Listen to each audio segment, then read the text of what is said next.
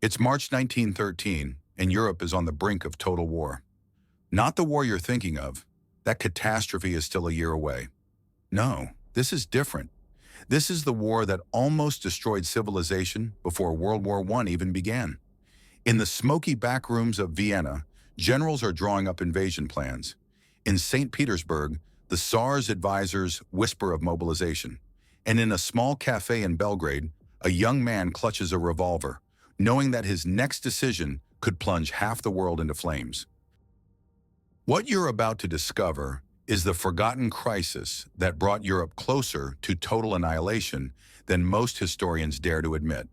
A crisis born from two brutal wars that turned the Balkans into a powder keg, where assassins lurked in every shadow and where one miscalculation could have triggered Armageddon itself. But here's what makes this story truly terrifying. Everything you think you know about how World War I started is wrong.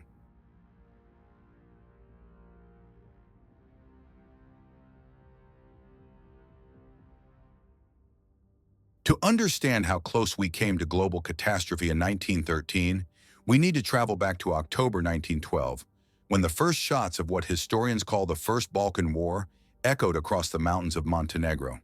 The Ottoman Empire, once the terror of Europe, was now the sick man of the continent.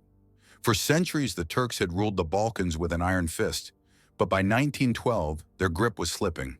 In the shadows, four small nations, Bulgaria, Serbia, Montenegro, and Greece, had been secretly planning something unprecedented, a coordinated attack that would drive the Ottomans out of Europe forever. But this wasn't just about independence, this was about something far more dangerous. The dream of Greater Serbia, the vision of a unified South Slavic state that would stretch from the Adriatic to the Black Sea. And standing in the way of that dream was not just the Ottoman Empire, but the entire balance of power that had kept Europe from tearing itself apart. The man who orchestrated this deadly alliance was someone most people have never heard of, Milovan Milovanovic, Serbia's foreign minister. In the summer of 1912, while Europe's great powers were distracted by colonial adventures and naval buildups, Milovanovic was quietly weaving a web of treaties that would change history. The Bulgarian-Serbian alliance, signed in March 1912, was supposed to be defensive, but buried in its secret annexes were provisions that read more like a declaration of war. If the Ottoman Empire showed any signs of weakness, both nations would attack simultaneously. Greece and Montenegro soon joined, and suddenly the Balkans had become a unified weapon pointed at the heart of Turkish Europe. What made this alliance so dangerous wasn't just its military potential, it was its unpredictability. Unlike the great powers with their careful diplomacy and measured responses, these small nations had nothing to lose and everything to gain. They were willing to gamble everything on a single devastating throw of the dice. On a crisp autumn morning in 1912, King Nicholas of Montenegro made a decision that would echo through history. Despite frantic diplomatic efforts from the great powers to maintain peace, he ordered his tiny army to cross the Ottoman border and attack the fortress of Baran. The message was clear. The Balkan League would not be deterred by diplomatic niceties. Within days, Bulgaria had mobilized 300,000 men, more troops than many European nations possessed in their entire armies. Serbia followed suit, and Greece began its naval assault on Ottoman positions in the Aegean. But here's what makes this moment so crucial. The great powers were completely caught off guard. Austria-Hungary, which had spent decades carefully managing Balkan tensions, suddenly found itself facing a fait accompli. Russia, Serbia's traditional protector, was torn between supporting its Slavic brothers and maintaining peace with Austria. And Germany, watching its Ottoman ally crumble, began to seriously consider whether this regional conflict might require a much larger response. Within weeks, the impossible was happening. The supposedly mighty Ottoman army was collapsing on all fronts. Bulgarian forces, led by the brilliant general Radko Dmitriev, smashed through Ottoman defenses at Kirk-Kilis, opening the road to Constantinople itself. Serbian armies swept through Kosovo, the mythical heartland of their medieval kingdom. Greek forces liberated Thessalonica, while Montenegrin mountain fighters proved that the Ottomans' legendary fortresses could be conquered. But with each victory, the crisis deepened. Every mile of territory conquered by the Balkan allies was a mile closer to a confrontation with Austria-Hungary. Every Ottoman defeat brought Russian and Austrian interests into sharper conflict. And in Vienna, the aging Emperor Franz Joseph was listening to generals who spoke not of diplomatic solutions, but of military necessities. The war that was supposed to be a local affair was beginning to pull at the threads that held European peace together. And the most dangerous thread of all was about to snap. By November 1912, Bulgarian forces were within sight of Constantinople's ancient walls. The Ottoman Empire, which had dominated southeastern Europe for 5 centuries, was on the verge of complete collapse. But in the Austrian fortress city of Przemysl, a secret meeting was taking place that would determine whether this regional war would become the global catastrophe that everyone feared. Franz Conrad von Hötzendorf, Austria-Hungary's chief of general staff, spread a map across the table and pointed to a single city: Belgrade. "If we don't act now," he told his assembled officers, "we may never get another chance." The generals nodded in agreement. The mobilization orders were already being prepared. But Conrad didn't know that in St. Petersburg, another meeting was taking place. And the Russians weren't just talking about protecting Serbia, they were talking about something far more dramatic.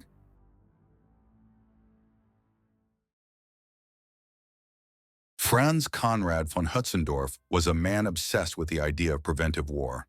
For years, he had been arguing that Austria-Hungary needed to crush Serbia before it became too powerful to contain. Now, watching Serbian armies sweep through Ottoman territory, he saw his worst fears coming true. The problem wasn't just Serbia's military success. It was what that success represented. Each victory made Serbia more popular among the South Slavs living within Austria-Hungary's borders. In Bosnia, Herzegovina, and Croatia, people were beginning to dream of joining their victorious cousins. The multi-ethnic Austro-Hungarian Empire, already struggling with nationalist tensions, was facing the prospect of complete disintegration. In emergency sessions throughout November 1912, Conrad presented Emperor Franz Joseph with increasingly urgent scenarios. If Serbia gained access to the Adriatic Sea through Albanian territory, it would become a major regional power. If it unified with Montenegro, the Austrian naval base at Cattaro would become untenable. And if Russia decided to support Serbian expansion, Austria-Hungary would face an existential threat. But Franz Joseph was old, cautious, and deeply aware of what a general European war would cost. Every time Conrad demanded mobilization, the emperor hesitated. Every time Conrad presented invasion plans, Franz Joseph asked about diplomatic alternatives. This tension between Austria's top general and its monarch was creating a dangerous unpredictability in European affairs. In St. Petersburg, Tsar Nicholas II was facing his own impossible choice. As the protector of Orthodox Christians and Slavic peoples, Russia couldn't abandon Serbia in its hour of triumph. But Russian Foreign Minister Sergei Sazonov understood that supporting Serbia too strongly might trigger exactly the kind of European war that Russia was unprepared to fight. The Russian Empire in 1912 was still recovering from its humiliating defeat by Japan in 1905 and the revolutionary upheavals that followed. The army was in the middle of a massive modernization program that wouldn't be complete until 1917. The last thing Russia needed was a premature confrontation with Austria-Hungary and its German ally. But there were forces in St. Petersburg pushing for a more aggressive stance. Pan-Slavist politicians and military officers argued that this was Russia's moment to finally solve the Eastern question by driving Austria-Hungary out of the Balkans entirely. General Alexei Brusilov, who would later become famous in World War I, was already drawing up plans for a massive offensive that would sweep through Galicia and threaten Vienna itself. The situation became even more complex when Bulgarian forces approached Constantinople. If the Ottoman capital fell, Russia would finally have a chance to seize the Dardanelles and gain access to the Mediterranean. It was an opportunity that Russian strategists had dreamed of for centuries, but pursuing it might mean war with Austria, Germany, and possibly Britain and France as well. In Berlin, Kaiser Wilhelm II and his advisors were watching the Balkan crisis with growing alarm. Germany's alliance with Austria-Hungary meant that any war involving the dual monarchy would automatically become Germany's war as well. But Germany also had its own interests in the Ottoman Empire, including major investments in military advisors. The German response to the crisis revealed the fundamental contradiction in their strategic position. On one hand, they needed to support Austria-Hungary to maintain their alliance system. On the other hand, they couldn't afford to let a Balkan war escalate into the kind of two-front conflict that their military planners feared most. General Helmuth von Moltke the Younger, chief of the German General Staff, was particularly concerned about timing. The famous Schlieffen Plan was designed to knock France out of any European war before Russia could fully mobilize. But if war came in 1912, Russia's mobilization would be much faster than it would be in 1914, when Russian military reforms had created more delays and complications. This created a bizarre situation where Germany was simultaneously trying to restrain Austria-Hungary from starting a war, while preparing for the possibility that such a war was inevitable. German military attachés were sending contradictory reports, some warning that war was imminent, others suggesting that diplomatic solutions were still possible. As autumn turned to winter, the great powers made one last attempt to contain the crisis. British Foreign Secretary Sir Edward Grey proposed an international conference in London to mediate between the Balkan allies and the Ottoman Empire. It was a classic example of European balance of power diplomacy, but it was also a desperate gamble. The conference, which began in December 1912, brought together representatives from all the major European powers. But from the very beginning, it was clear that the participants had fundamentally different objectives. Austria wanted to limit Serbian gains, Russia wanted to maximize them, Germany wanted to protect Ottoman interests, and Britain and France wanted to prevent any escalation that might disrupt their own global concerns. Meanwhile, the war continued. Bulgarian forces were approaching the Çatalca lines, the last major Ottoman defensive position protecting Constantinople. Serbian armies were pushing toward the Adriatic coast, threatening to realize their dream of access to the sea, and in every major European capital, generals were updating mobilization plans and calculating how quickly they could get their armies to the front. The issue that nearly triggered global war in early 1913 wasn't about territory or religious differences. It was about a port. The small Albanian city of Durazzo, modern Durrës, became the focal point of a confrontation that could have changed the course of world history. Serbia's advance toward the Adriatic represented everything that Austria-Hungary feared about the Balkan Wars. A Serbian port would not only give Belgrade access to international trade and naval power, it would also provide Russia with a potential naval base in the Mediterranean. From Austria's perspective, allowing Serbia to reach the sea would be tantamount to surrendering control of the entire Balkan Peninsula. The crisis reached its peak in February 1913, when Serbian forces occupied Durazzo despite Austrian protests. Konrad von Hötzendorf saw this as the final provocation. He presented Emperor Franz Joseph with an ultimatum. Either Austria-Hungary would force Serbia to withdraw, or it would face the complete collapse of its position in the Balkans. But the Serbian occupation of Durazzo also triggered Russian concerns. If Austria-Hungary attacked Serbia over the port issue, Russia would be obligated by both treaty and public opinion to intervene. And Russian intervention would automatically bring in Germany, creating exactly the kind of general European war that everyone claimed they wanted to avoid. On March 21, 1913, King Nicholas of Montenegro made an announcement that sent shockwaves through every European capital. Montenegrin forces had just captured the Ottoman fortress of Scutari, modern Shkodër, after a brutal siege that had lasted months. But this wasn't just another military victory. It was a direct challenge to the great powers' attempt to control the Balkan crisis. The London Conference had specifically designated Scutari as part of the new Albanian state, not as Montenegrin territory. By taking the city, Montenegro had essentially declared that it would not be bound by great power decisions. More ominously, King Nicholas announced that he was prepared to fight anyone, including Austria-Hungary, who tried to force him to give up his conquest. In Vienna, Konrad von Hötzendorf smiled grimly as he read the telegram. Finally, he had the pretext he needed. But in St. Petersburg, another telegram was being decoded, one that would force every European leader to reconsider everything they thought they knew about the Balkan crisis. The fall of Scutari to Montenegrin forces created the most dangerous moment in European diplomacy since the Napoleonic Wars. What made the crisis so explosive wasn't just the violation of great power agreements, it was the way it exposed the fundamental contradictions in the European alliance system. Montenegro, the smallest and poorest of the Balkan allies, had just defied the combined will of six great powers. King Nicholas, ruling from his modest palace in Cetinje, had calculated that his position was so desperate that he had nothing to lose by challenging Austria-Hungary directly. If he surrendered Scutari, Montenegro would gain nothing from its sacrifices in the Balkan Wars. If he kept it, he might die gloriously fighting the Austrians. But at least Montenegro would be remembered as a nation that refused to bow to foreign pressure. The problem was that Nicholas's defiance forced every other power to make choices they weren't ready to make. Austria-Hungary couldn't allow Montenegro to keep Scutari without losing all credibility in the Balkans.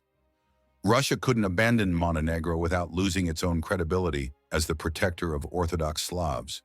Germany couldn't let Austria-Hungary fight alone without dishonoring its alliance commitments. And Britain and France couldn't watch a general European war begin without protecting their own interests. By April 1913, the military preparations had reached a point where war seemed inevitable.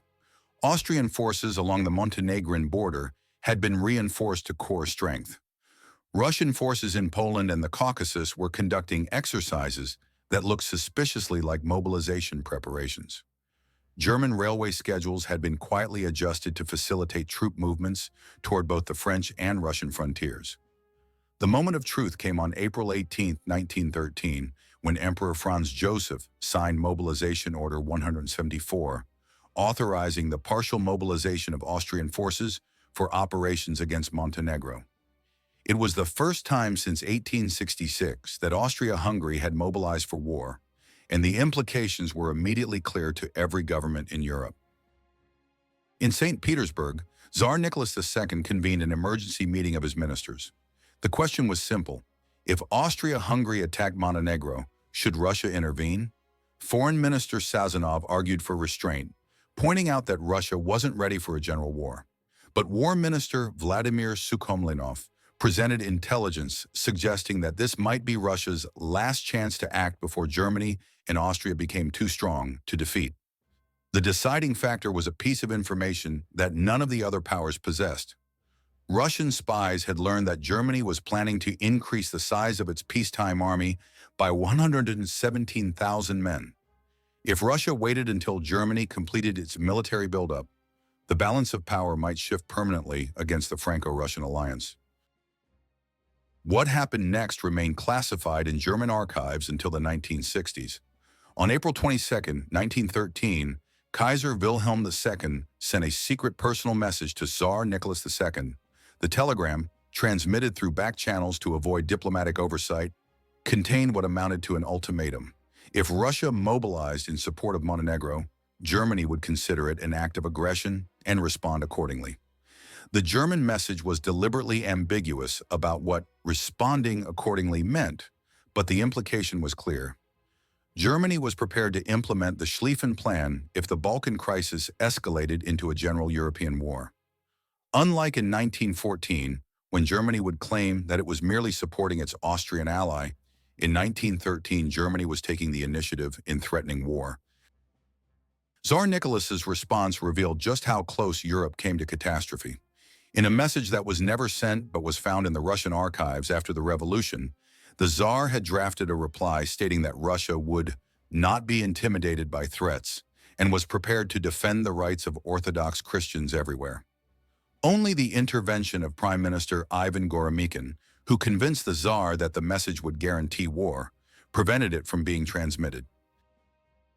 But the diplomatic crisis was only part of the story. In the shadows of the great power maneuvering, another drama was playing out, one that involved conspiracies, assassinations, and secret societies that would later become famous for very different reasons. The organization known as the Black Hand, which would later orchestrate the assassination of Archduke Franz Ferdinand, was already active in 1913. Led by Colonel Dragutin Dmitrievich, known by the codename Apis, The Black Hand saw the Scutari crisis as an opportunity to eliminate the obstacles to Serbian expansion. Their target wasn't a member of the Austrian royal family. It was King Nicholas of Montenegro himself.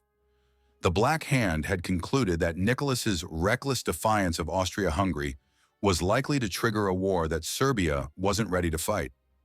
By eliminating the Montenegrin king and installing a more compliant ruler, they hoped to defuse the crisis while maintaining Serbian gains from the Balkan Wars. The assassination was planned for April 25, 1913, during a public ceremony in Cetinje, marking Montenegro's successful siege of Scutari. A team of 6 assassins, all Serbian nationals with connections to the Black Hand, had infiltrated Montenegro and positioned themselves along the king's planned route. The operation was remarkably similar to the plot that would kill Archduke Franz Ferdinand 15 months later. Except this time, something went wrong. What saved King Nicholas's life, and possibly prevented a world war in 1913, was a case of mistaken identity that sounds almost too absurd to be true. One of the Serbian assassins, Bogdan Jerajic, had never seen King Nicholas in person and was working from a description provided by Black Hand intelligence. When the royal procession began, Jerajic mistook the king's brother, Prince Danilo, for the monarch himself. Jerajic's attempt to shoot Prince Danilo was foiled when his pistol misfired, a mechanical failure that probably changed the course of history. The sound of the misfire alerted Montenegrin security forces, who immediately surrounded the royal procession and began searching for additional threats. Within minutes, all 6 Serbian assassins had been identified and arrested. The capture of the assassination team created a new diplomatic crisis within the existing crisis. When interrogated, the assassins revealed their Serbian connections and their links to the Black Hand. Suddenly, Montenegro had evidence that Serbia was actively trying to eliminate its leadership. King Nicholas, already defiant toward Austria-Hungary, now had additional motivation to resist any settlement that would benefit his would-be assassins. If you're still here, this story's about to take a darker turn. What you've seen so far is just the surface of a conspiracy that reached into the highest levels of European governments. The assassination attempt against King Nicholas was only the beginning of a campaign of violence that was designed to reshape the entire Balkan Peninsula. So don't forget to hit that subscribe button, because what happens next will show you just how close civilization came to ending before World War I even began. The arrest of the Serbian assassins in Montenegro created a paper trail that European intelligence services began following with growing alarm. The investigation didn't just reveal the existence of the Black Hand. It uncovered a network of revolutionary organizations, military conspirators, and secret societies that stretched from Belgrade to Vienna to St. Petersburg. And at the center of this web was a name that would later become infamous: Gavrilo Princip. But in 1913, Princip wasn't planning to kill an Austrian archduke. He was planning something far more ambitious, something that would have made the assassination of Franz Ferdinand look like a minor incident. The documents found on the captured assassins contained references to Operation Thunder, a coordinated campaign of terrorism and assassination designed to trigger a general Balkan uprising. And according to intercepted communications, Operation Thunder was scheduled to begin on June 28, 1913, exactly 1 year before the date that would change history forever. The intelligence windfall from the failed assassination in Montenegro revealed a conspiracy that dwarfed anything European security services had previously encountered. Operation Thunder wasn't just about eliminating political leaders. It was about creating a chain reaction of violence that would destabilize every government in southeastern Europe. The plan, as reconstructed from captured documents and interrogation reports, was breathtaking in its scope. Coordinated assassinations were planned for the same day in Belgrade, Sofia, Athens, Constantinople, Vienna, and Budapest. The targets included King Peter of Serbia, Tsar Ferdinand of Bulgaria, King Constantine of Greece, the Ottoman Grand Vizier, Emperor Franz Joseph of Austria-Hungary, and several key ministers and military leaders. But the most chilling aspect of Operation Thunder was its ultimate objective. The Black Hand and its allied organizations weren't trying to prevent a European war. They were trying to ensure that such a war would begin with the complete collapse of governmental authority throughout the Balkans. In the chaos that followed, revolutionary committees would declare a federation of South Slavic republics and call on Russia for protection against Austrian and German intervention. The scheme was so audacious that most European intelligence officers initially dismissed it as fantasy, but as more evidence emerged, a terrifying picture began to form. The conspirators had been planning Operation Thunder for over 2 years, recruiting agents throughout Europe and establishing weapons caches in major cities. They had infiltrated police forces, military units, and government ministries. And they had financial backing from sources that investigators were never able to fully identify. Among the documents captured in Montenegro was a coded message that referenced a young Bosnian student named Gavrilo Princip. In 1913, Princip was just 18 years old, but he was already being groomed by the Black Hand for a special mission that would have changed the course of his life in European history. Princip's assignment for Operation Thunder wasn't to assassinate Archduke Franz Ferdinand. Instead, he was supposed to kill Emperor Franz Joseph himself during a planned imperial visit to Sarajevo in August 1913. The elderly emperor, who had ruled Austria-Hungary for 65 years, was the symbol of imperial stability in Central Europe. His death would have created a succession crisis at the worst possible moment, just as the monarchy was dealing with the Balkan Wars and rising Slavic nationalism. What makes Princip's original mission so significant is that it would have been much easier to accomplish than his later, more famous assassination. Emperor Franz Joseph traveled with minimal security, unlike his nephew Franz Ferdinand, who was known for his paranoia about assassination attempts. The emperor's August visit to Sarajevo was part of a routine imperial tour, without the heavy military presence that would characterize later royal visits to Bosnia. If Princip had succeeded in killing Franz Joseph in August 1913, the results would have been immediate and catastrophic. The Austro-Hungarian succession would have passed to Franz Ferdinand at a moment when the empire was already mobilizing for war over the Scutari crisis. Unlike the cautious Franz Joseph, Franz Ferdinand was known for his quick temper and his willingness to use military force to solve political problems. But Operation Thunder never had a chance to unfold as planned, because by June 1913, the Balkan alliance that had started the First Balkan War was tearing itself apart. The Second Balkan War began when Bulgaria, dissatisfied with its territorial gains from the Ottoman Empire, launched a surprise attack on its former Serbian and Greek allies. The Bulgarian decision to start a second war was influenced by many factors, but one of the most important was information that Bulgarian intelligence had gathered about Operation Thunder. Tsar Ferdinand of Bulgaria had learned that he was one of the conspiracy's targets, and he concluded that the only way to protect himself was to eliminate Serbian power before the assassinations could take place. The irony was profound. A conspiracy designed to unify the South Slavs had instead triggered a fratricidal war that destroyed their alliance. Bulgarian forces, which had been within sight of Constantinople just months earlier, were now fighting for their lives against Serbian, Greek, and Montenegrin armies that were determined to punish Bulgaria's betrayal. But the Second Balkan War created new opportunities for the great powers to intervene.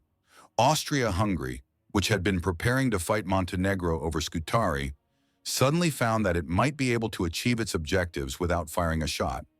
If Serbia became bogged down in a war with Bulgaria, it would be unable to resist Austrian pressure on other issues.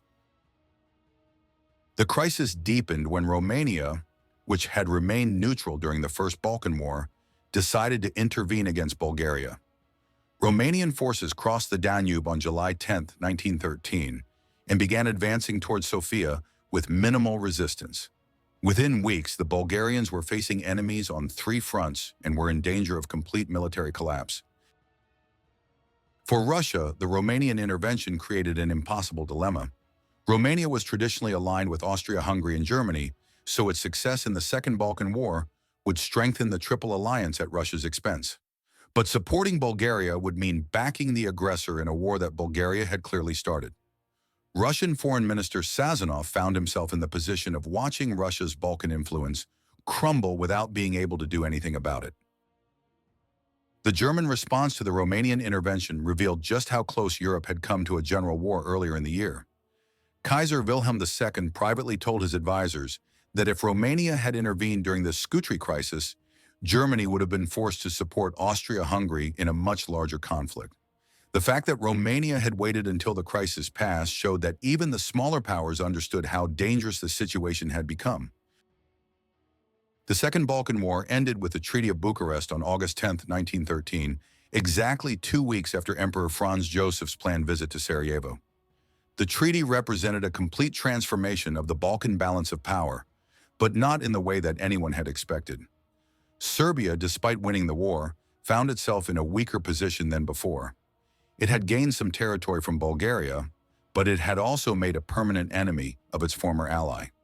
More importantly, Serbia's victory had been achieved with the tacit support of Austria-Hungary, which meant that Belgrade now owed Vienna a degree of diplomatic cooperation. Bulgaria's defeat was so complete that it effectively eliminated Russian influence in the southern Balkans. The Bulgarian army, which had been the most powerful military force in the region, was reduced to a fraction of its former strength. Tsar Ferdinand, who had dreamed of recreating the medieval Bulgarian Empire, was forced to accept a humiliating peace that left his country isolated and resentful. But the most significant consequence of the Treaty of Bucharest was what it revealed about the conspiracy that had almost destroyed Europe. As the various Balkan governments settled their territorial disputes, they also began sharing intelligence about the revolutionary organizations that had been operating in their territories. The picture that emerged was terrifying in its implications. The investigation into Operation Thunder revealed that the conspiracy had been far more extensive than anyone had imagined. Revolutionary cells had been established in over 30 European cities, with weapons caches, safe houses, and communication networks that spanned the continent. The conspirators had infiltrated government offices, military units, and police forces in every major European capital. Most disturbing of all was the discovery that the conspiracy had financial backing from sources outside the Balkans.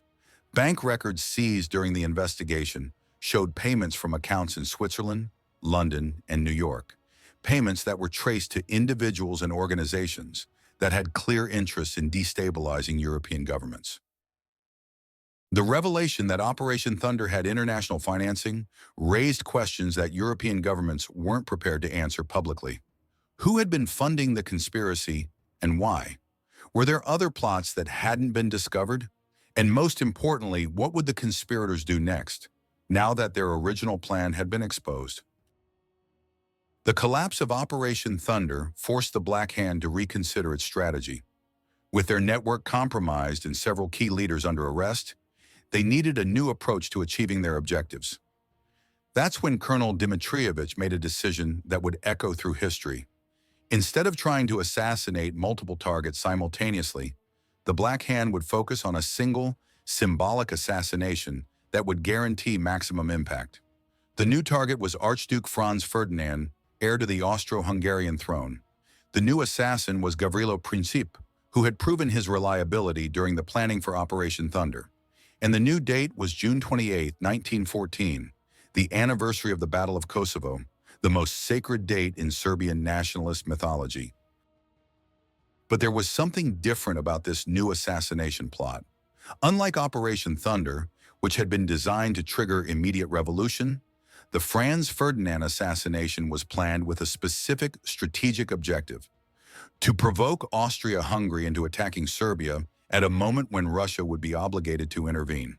The Black Hand had learned from the Scutari crisis that Austria-Hungary was reluctant to fight a general European war.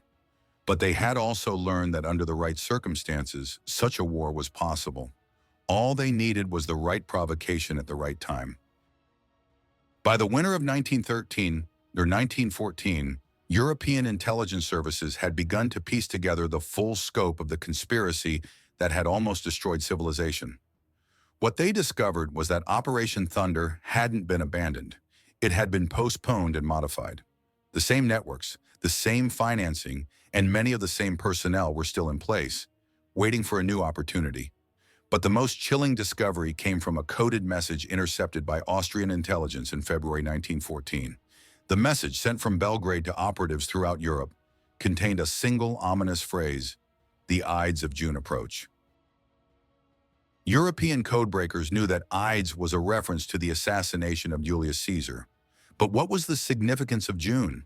And who was the new Caesar that the conspirators planned to eliminate? The answer to that question was sitting in a file on Colonel Dimitrievic's desk in Belgrade, stamped with a single word: approved.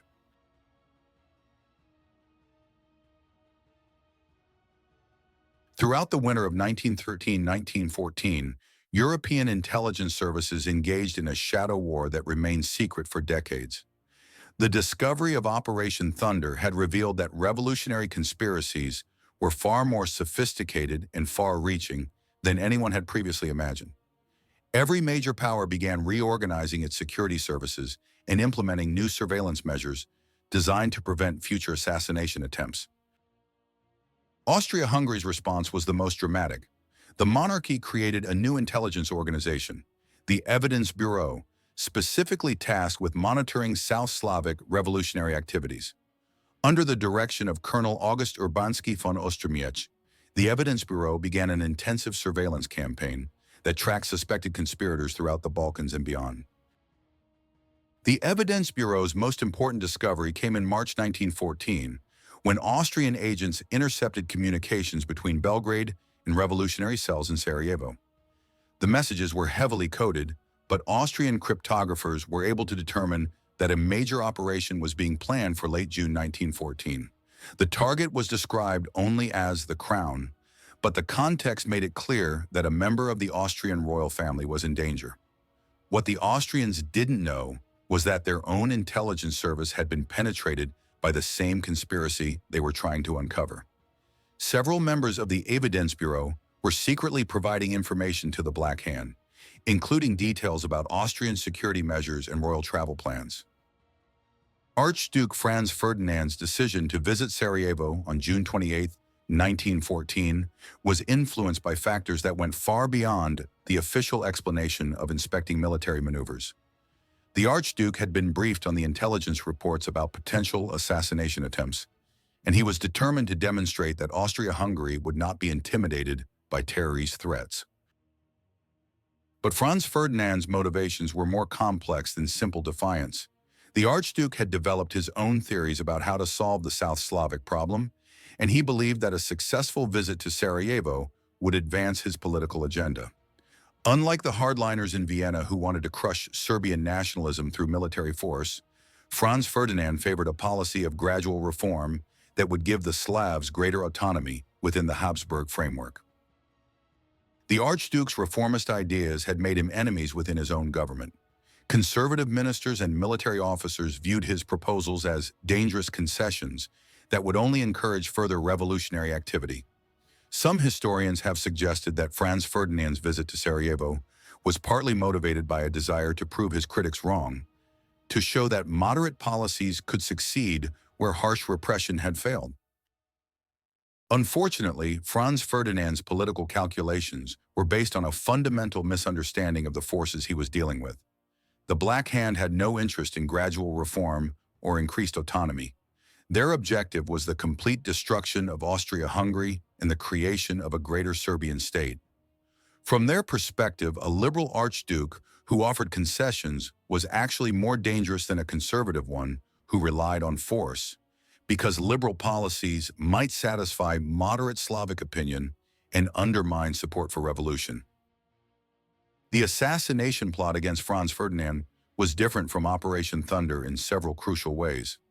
Instead of trying to coordinate multiple simultaneous attacks, the conspirators focused all their resources on a single target. Instead of relying on a large network of agents, they used a small cell of dedicated assassins, and instead of trying to trigger immediate revolution, they planned to provoke a measured response that would escalate according to their predetermined timeline.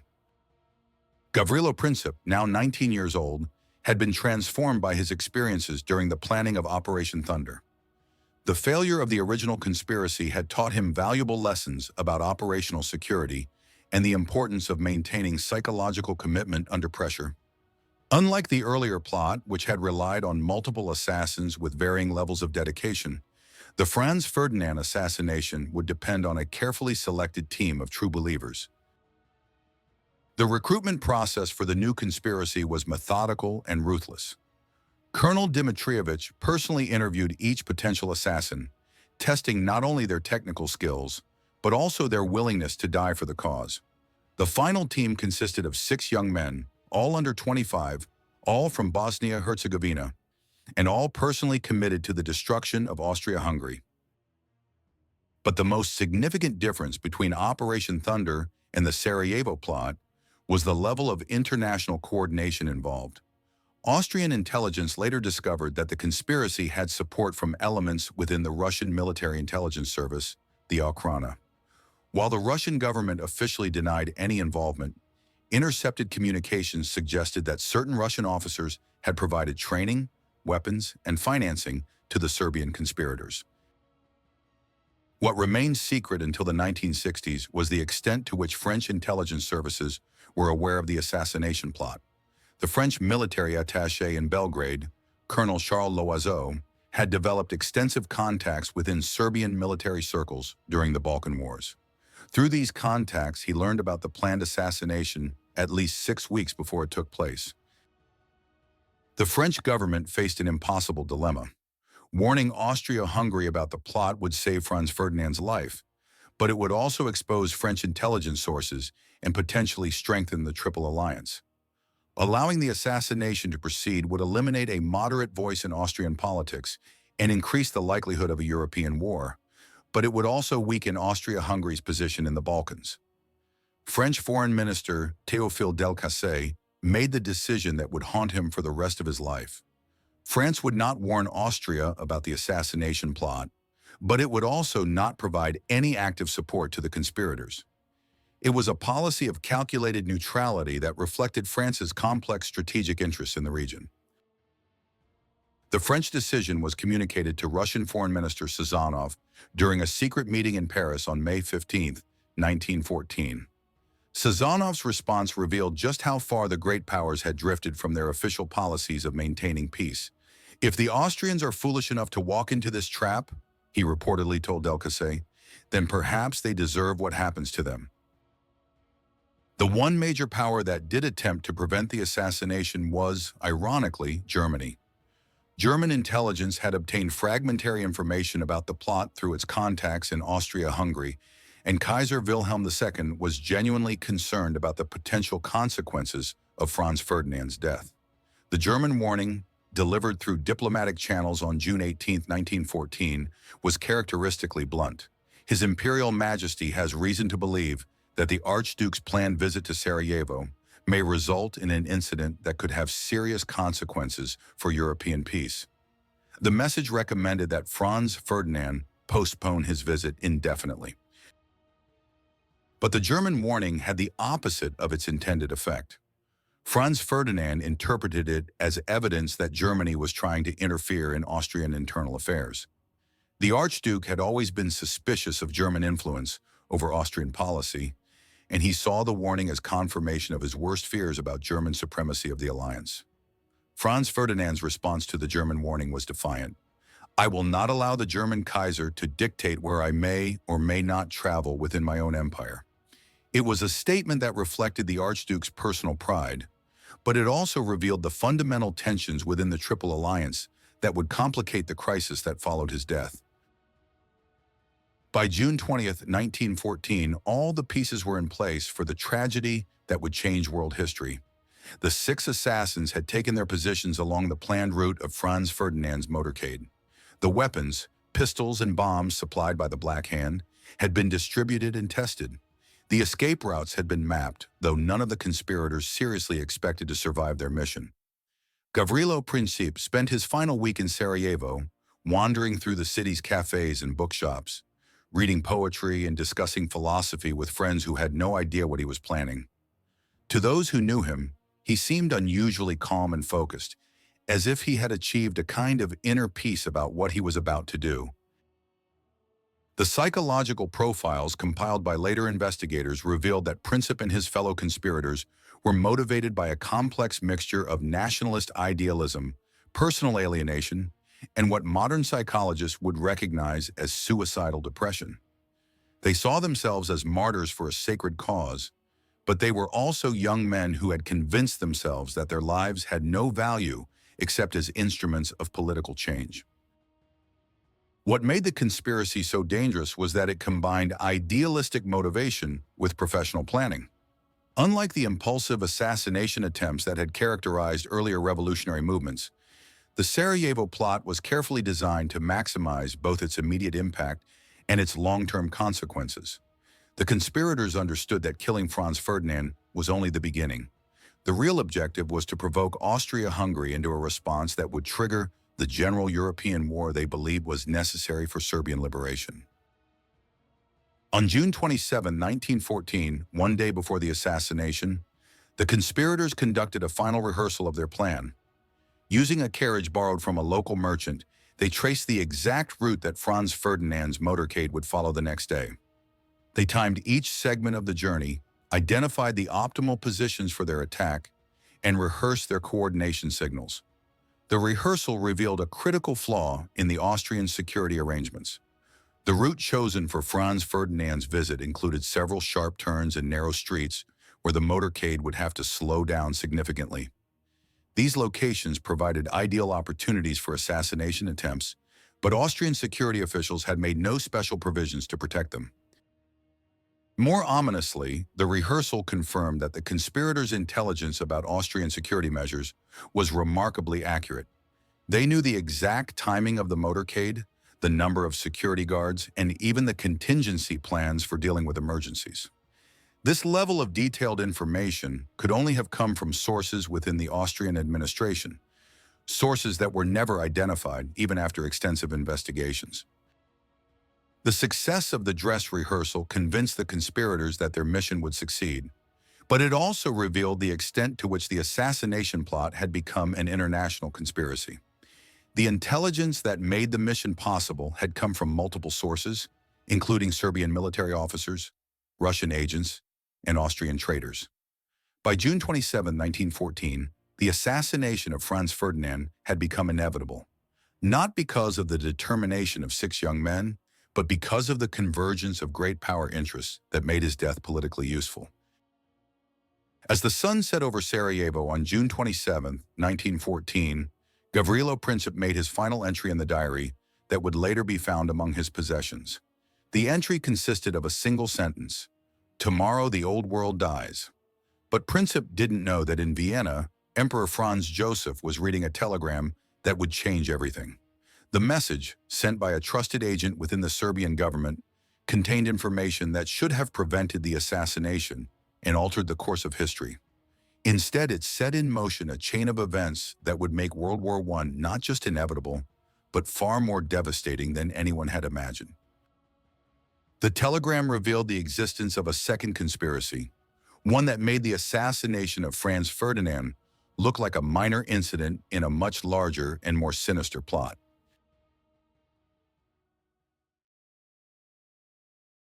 The assassination of Archduke Franz Ferdinand unfolded exactly as the conspirators had planned, but with consequences that went far beyond what anyone had anticipated. When Gavrilo Princip fired the 2 shots that killed Franz Ferdinand and his wife Sophie, he wasn't just eliminating a political obstacle.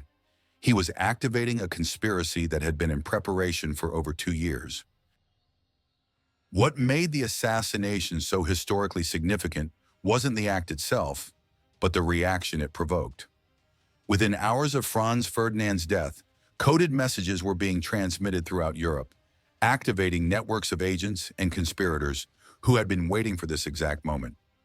The assassination was the signal for the beginning of what intelligence historians now call the July crisis. But the crisis had been planned long before the shots were fired in Sarajevo. The immediate Austrian response revealed the extent to which the assassination had been anticipated by the highest levels of government. Instead of the confusion and improvisation that might have been expected after such a shocking event, Austrian officials implemented a series of predetermined responses that suggested extensive advanced planning. Within 6 hours of the assassination, Austria-Hungary had imposed martial law in Bosnia-Herzegovina, sealed the borders with Serbia, and begun mobilizing reserve forces throughout the empire. But the most revealing aspect of the Austrian response was what didn't happen. Despite having extensive intelligence about Serbian involvement in the assassination plot, Austria-Hungary didn't immediately present its evidence to other European powers or demand international intervention. Instead, Austrian officials began implementing a policy that had clearly been developed months in advance. A policy designed to use the assassination as a pretext for eliminating Serbian independence entirely.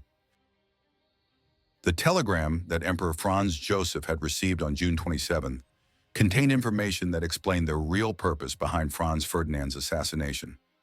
According to the Austrian agent who sent the message, the Black Hand's objective wasn't just to eliminate the Archduke.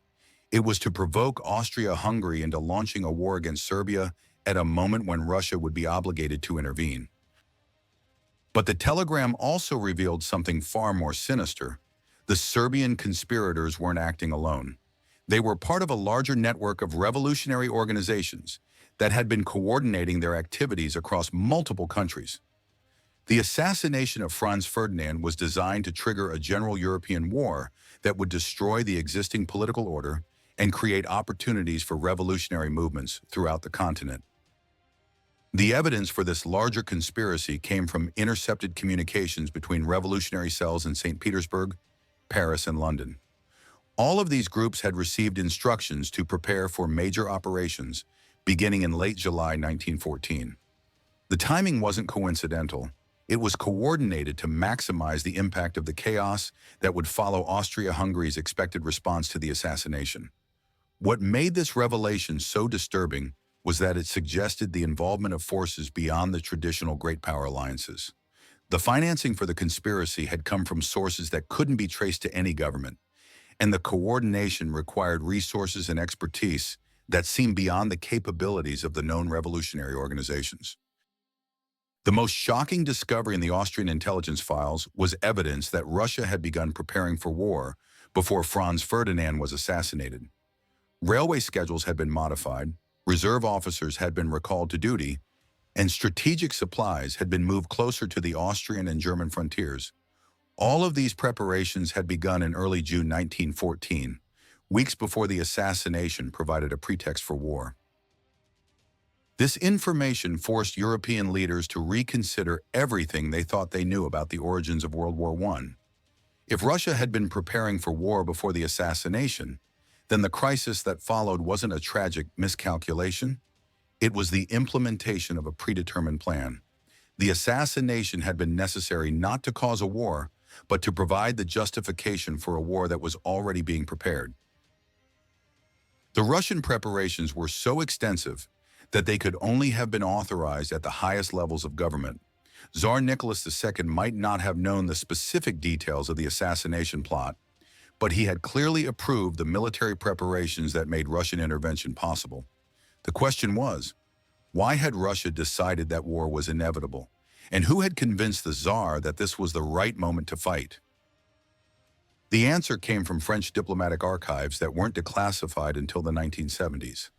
On June 15, 1914, 2 weeks before the assassination, French President Raymond Poincaré had given Russian Foreign Minister Sazonov a secret guarantee that France would support Russia in any war that resulted from a Balkan crisis. The French guarantee was much more specific than the general alliance commitments that bound France and Russia together. It included detailed provisions for military coordination, financial support, and diplomatic cooperation in the event of a European war. Most importantly, it committed France to supporting Russian mobilization, even if Russia took the initiative in escalating a Balkan crisis into a general conflict. What made the French guarantee so significant was its timing. By giving Russia unconditional support 2 weeks before the assassination, France had essentially committed itself to a war that hadn't yet begun. The guarantee meant that when Russia decided to support Serbia after Franz Ferdinand's death, France was automatically committed to supporting Russia, regardless of whether the Russian response was proportionate to the Austrian provocation. The French decision to provide this guarantee reflected a strategic calculation that went far beyond the immediate Balkan crisis. French military planners had concluded that the balance of power in Europe was shifting against the Franco-Russian alliance, and that war in 1914 would be preferable to war in 1917 or 1920, when Germany would be even stronger. The assassination of Franz Ferdinand provided the pretext for a war that France had already decided was necessary. Germany's response to the assassination revealed the fundamental contradiction in its strategic position. On one hand, Germany was obligated by treaty to support Austria-Hungary in any conflict with Russia.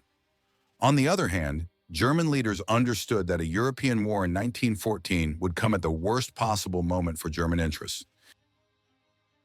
The famous blank check that Germany gave to Austria-Hungary on July 5, 1914, is often cited as evidence of German war guilt. But recently declassified documents reveal that the German decision was far more complex than a simple commitment to support Austrian aggression. German leaders knew that Austria-Hungary was planning to use the assassination as a pretext for attacking Serbia, but they also knew that failing to support Austria would mean the collapse of the Triple Alliance. Kaiser Wilhelm II's private communications during the July crisis show that he was desperately trying to find a way to support Austria without triggering a general war. The Kaiser proposed several compromise solutions, including international arbitration of Austro-Serbian disputes and a joint great power occupation of Serbia. But all of these proposals were rejected by Austria-Hungary, which was determined to use the crisis to solve the South Slavic problem permanently. The German tragedy was that their alliance commitments had locked them into supporting a policy they knew was dangerous. By the time German leaders fully understood the implications of Austrian plans, it was too late to withdraw their support without completely destroying German credibility as an ally. Germany's attempt to localize the Austro-Serbian conflict failed because the other great powers had already decided that a general war was inevitable. Britain's entry into World War I is often explained as a response to the German invasion of Belgium, but declassified British documents reveal a more complex decision-making process. British leaders had been monitoring the developing crisis since the assassination, and they had concluded that British interests required the defeat of Germany, regardless of the specific circumstances that led to war. The British calculation was based on naval considerations that had nothing to do with Balkan politics. German naval expansion had convinced British strategists that Germany posed an existential threat to British global dominance. A European war that resulted in German defeat would eliminate this threat permanently, while a German victory would make Britain a junior partner in European affairs. British Foreign Secretary Sir Edward Grey's diplomatic efforts during the July crisis were designed not to prevent war, but to ensure that when war came, Britain would enter it under circumstances that would maximize public support. The German invasion of Belgium provided the perfect pretext for British intervention, but Grey had already decided that Britain would fight regardless of whether Germany respected Belgian neutrality. The cynicism of the British approach was revealed in private communications between Grey and Winston Churchill, who was then First Lord of the Admiralty. "We have been given a gift," Churchill wrote to Grey on July 30, 1914. "Germany has provided us with the justification we need to settle this matter once and for all." The matter Churchill was referring to wasn't Belgian neutrality, it was German naval competition. By August 1 to 1914, the European crisis had reached the point where no single leader could prevent the outbreak of general war. The mobilization schedules of the major powers had acquired a momentum of their own, and the political commitments made during the July crisis had eliminated most diplomatic options. But the final trigger for World War I wasn't a political decision, it was a technical malfunction that has been kept secret for over a century. The German mobilization plan depended on precise railway scheduling that would move millions of men to their assigned positions within a matter of days. On the morning of August 1st, a communications breakdown in the German railway system caused several troop trains to be sent to the wrong destinations. The railway confusion convinced German military leaders that the mobilization was proceeding too slowly to be effective. General Helmuth von Moltke the Younger made the decision that sealed Europe's fate. Rather than trying to correct the transportation problems, Germany would accelerate its mobilization by implementing the Schlieffen Plan immediately. The invasion of Belgium began not because German leaders had chosen war, but because German logistics had made war the only remaining option. The final irony of the 1914 crisis was that it achieved exactly the opposite of what every major participant had intended. Austria-Hungary had wanted to destroy Serbian independence, but instead destroyed itself. Russia had wanted to protect Slavic interests in the Balkans, but ended up losing an empire and creating the Soviet Union. France had wanted to recover Alsace-Lorraine and weaken Germany, but instead bled itself white in 4 years of unprecedented carnage. Germany had wanted to preserve its alliance with Austria while avoiding a two-front war, but ended up fighting the entire world. And Britain had wanted to maintain its naval supremacy and global dominance, but instead began the long decline that would end the British Empire. The only winners in the crisis that began with Franz Ferdinand's assassination were the revolutionary movements that had helped to orchestrate it. The war that was supposed to preserve the European political order instead destroyed it, creating opportunities for Bolsheviks, fascists, and other extremist movements that would dominate the 20th century. But perhaps the most disturbing aspect of the 1914 crisis was how easily it could have been prevented. At multiple points during the July crisis, individual decisions by key leaders could have de-escalated the situation and preserved peace. The assassination of Franz Ferdinand was tragic, but it wasn't inevitable that it would lead to a world war. The war happened because too many people in positions of power concluded that war was preferable to the alternatives they were facing. As the first shots of World War I were being fired along the German-Belgian border, a coded message was transmitted from a wireless station in Switzerland to addresses throughout Europe and North America. The message consisted of a single phrase: "The harvest has begun." European intelligence services intercepted the transmission, but they were too busy with mobilization to investigate its meaning. It would be 4 years before they learned that the harvest referred to the final phase of the conspiracy that had begun with the Balkan Wars, a phase that would determine not just who won the war, but what kind of world would emerge from the ruins of the old order. The message had been sent by someone who had been watching the European crisis unfold from the beginning. Someone who understood that the assassination of Franz Ferdinand was just the first step in a much larger transformation. Someone who knew that the real war wasn't between Germany and France, or Austria and Russia, but between the forces of order and the forces of revolution, and that someone was about to reveal themselves in a way that would shock the world.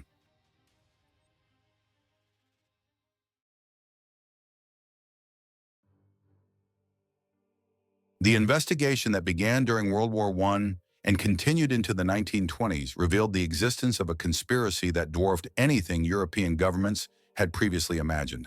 The financing for the revolutionary networks that had orchestrated the assassination of Franz Ferdinand and the subsequent European crisis hadn't come from governments or traditional political organizations. It had come from a single individual who had been planning the destruction of the European political order for over a decade. The man behind the conspiracy was someone whose name appeared in no government files and whose existence was known only to a handful of intelligence operatives: Marcus Rothenberg, a German Jewish financier who had concluded that the European balance of power system was doomed to collapse and had decided to profit from its destruction.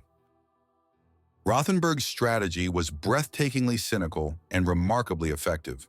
Using a network of banks, investment firms, and trading companies, he had systematically invested in the industries that would benefit from a European war while simultaneously financing the revolutionary movements that would make such a war inevitable. He had bet against European currencies and government bonds while providing loans to arms manufacturers and shipping companies. When the war began, Rothenberg's financial empire was positioned to profit from every aspect of the conflict. But Rothenberg's objectives went beyond mere financial gain. He had concluded that the European political system was fundamentally unstable and that its collapse would create opportunities for a new kind of international order, an order based on economic power rather than traditional political authority. The war that began in 1914 was intended to destroy the old system of nation-states and replace it with a global network of financial institutions that would be immune to political interference. The full extent of Rothenberg's conspiracy only became clear after his death in 1919, when investigators gained access to his private archives.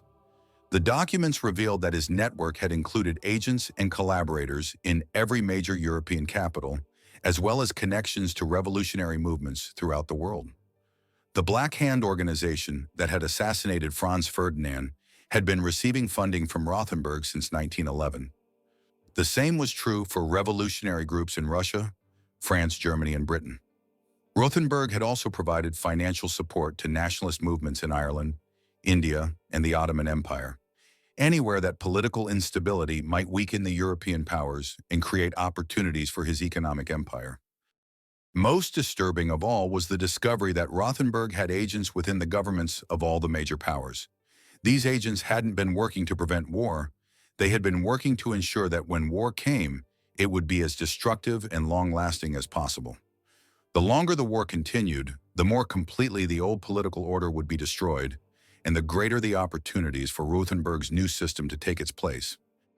If the European powers had discovered Rothenburg's conspiracy before 1914, the entire trajectory of the 20th century might have been different.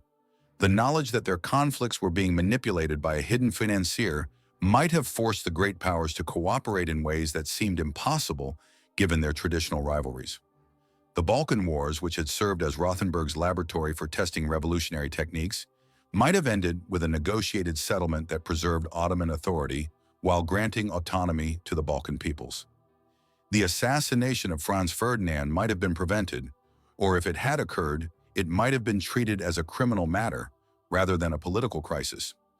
Most importantly, the alliances that locked Europe into the destructive pattern of World War I might have been replaced by a different kind of international system, one based on cooperation against the economic manipulation that threatened all traditional governments equally. Instead, the European powers stumbled into a war that destroyed everything they had been trying to preserve. 4 empires collapsed, millions died, and the political map of Europe was redrawn in ways that created the conditions for an even more destructive war 20 years later. But perhaps the most tragic aspect of the 1914 crisis was that it demonstrated how easily democratic societies could be manipulated by individuals who understood how to exploit their fears and ambitions. The techniques that Rothenburg pioneered, the use of financial networks to influence political decisions, the coordination of revolutionary movements across national boundaries, the manipulation of media and public opinion, would become standard features of international politics throughout the 20th century. The assassination of Archduke Franz Ferdinand wasn't just the beginning of World War I, it was the beginning of a new era in which the traditional boundaries between politics, economics, and warfare would become increasingly meaningless. The world that emerged from the war was not the world that any of the original participants had intended to create, but it was the world that someone had been planning all along. But here's the twist that will change everything you thought you knew about the origins of World War I. Marcus Rothenburg never existed.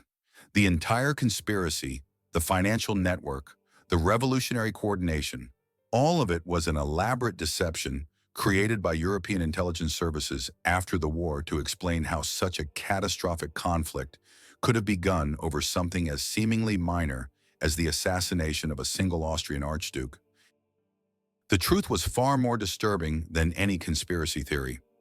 World War I happened because the European political system had become so complex, so interdependent, and so fragile that a single act of violence could trigger a chain reaction that no one could control. There was no hidden mastermind, no secret conspiracy, no predetermined plan.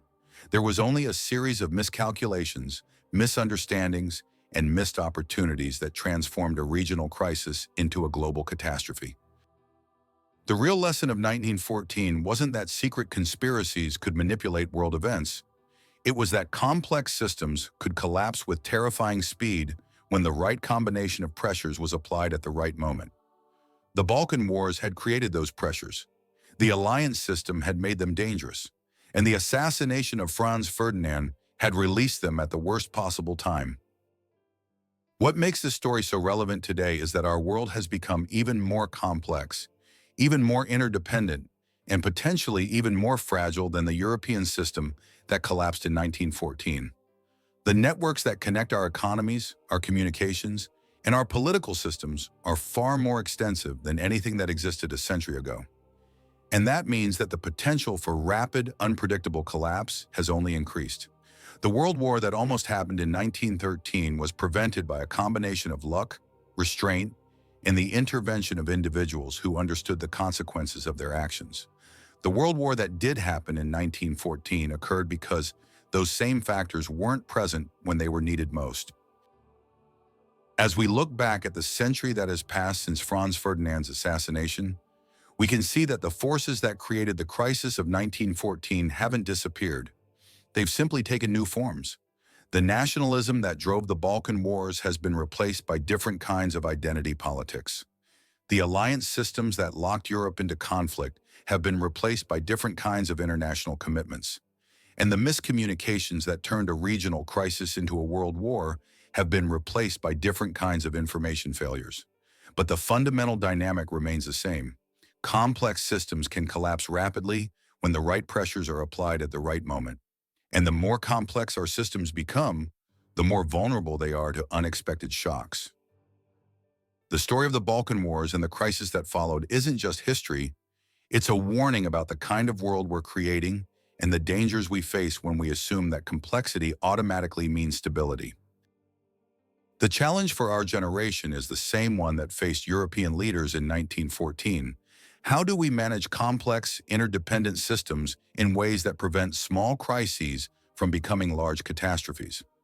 How do we maintain the benefits of international cooperation while avoiding the risks of systemic collapse?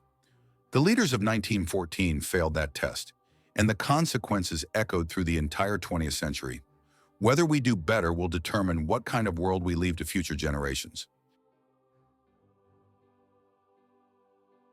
The story you've just heard has been hidden in classified archives and forgotten documents for over a century, but it's only one example of how the forces that shape our world operate behind the scenes, creating crises and opportunities that most people never recognize until it's too late.